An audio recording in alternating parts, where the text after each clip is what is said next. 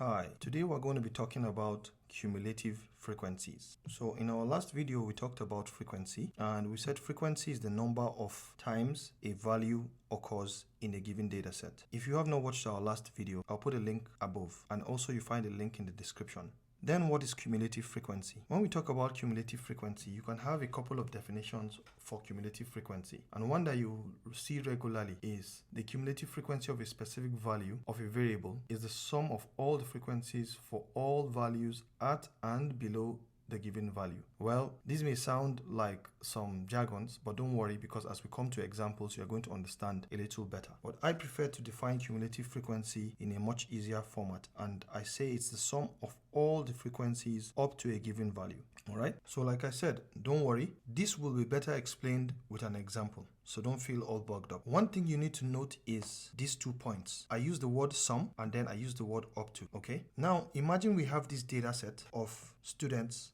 in a particular class, and we ask them how much time they read for their biostatistics test. These were the number of hours that each person said he read before the biostatistics test. So some people read for 5 hours, some people read for 6 hours, we have someone that read for 10 hours. Now, when you're putting up a frequency table and you have numeric variables, please, you must arrange these values in order. You should arrange them in ascending order. You see some other tables in descending order, but that's not really nice. The best way is to arrange it in ascending order. So we're going to put up this table, and we're going to put up the table such that we make this cumulative frequency. So eventually we're going to have a cumulative frequency table. All right. So first of all, we're going to look for the least value, and the least value here is 1 because we want to arrange in ascending order. So we're going to put the number of hours, we're going to put the tally, the frequency, the relative frequency, as well as the cumulative frequency. And then so we want to arrange these values in ascending order. The least value I can see here is 1,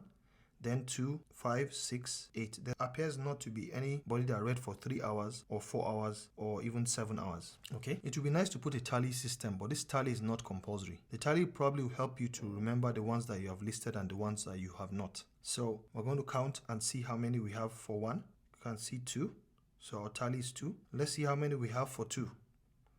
We have 3.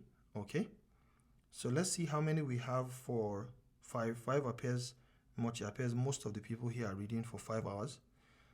1, 2, 3, 4, 5, 6, 7. Interesting.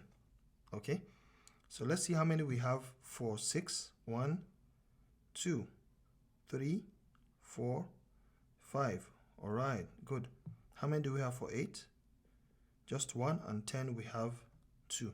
And these are their frequencies: 2, 3, 7, 5, 1, and 2. Remember, frequency is the number of times this value occurs. So we have 2 people that read for 1 hour, 3 people that read for 2 hours, 7 people that read for 5 hours, that's the highest, 5 people that read for 6 hours, 1 person that read for 8 hours, and 2 people that read for 10 hours. Those are super guys reading for 10 hours. So now we compute the relative frequency. And for us to compute the relative frequency is a proportion. So we have to first get the total. The total here is 20. When you add 2 plus 3 plus 7 plus 5 plus 1 plus 2, and you have 20. So we want to see what proportion of people read for 1 hour. So it's 2 out of 20, and it's 0.1, right? What proportion of people read for 2 hours? They are just 3 out of 20. So we divide 3 by 20 again, and we have 0.1, and you can do all of this. And remember, since these are proportions, they all add up to 1. So the total is going to be 1. Finally, we come to our cumulative frequency. And with our cumulative frequency, remember our definition, our simple definition that says is the sum of all the frequencies up to a given value.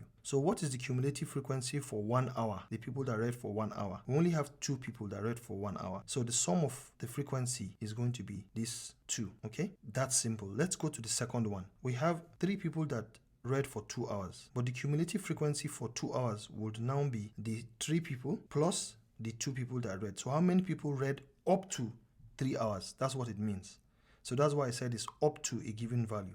How many people read up to 2 hours? Okay, how many people read up to 2 hours? We had 2 people read 1 hour and 3 people read 2 hours. So we have 5 people that read up to 2 hours. And how do you do this? You add the previous cumulative frequency to the particular frequency. Okay, now we do the same thing. How many people read up to 5 hours? So it's the people that read for 1 hour 2 hours, and 5 hours. So the cumulative frequency, as the name implies, is the cumulative frequency, all the frequencies of all that came up to that particular value. And you can do that for all the rest, and then you get up all these values. And one thing I want to mention here is that the cumulative frequency of the last value should be the frequency of all the values, which is the total. And you can see that this 20 here matches this other 20 here. Okay, thank you very much for listening, and please don't forget to subscribe to my channel. I'll see you in the next video.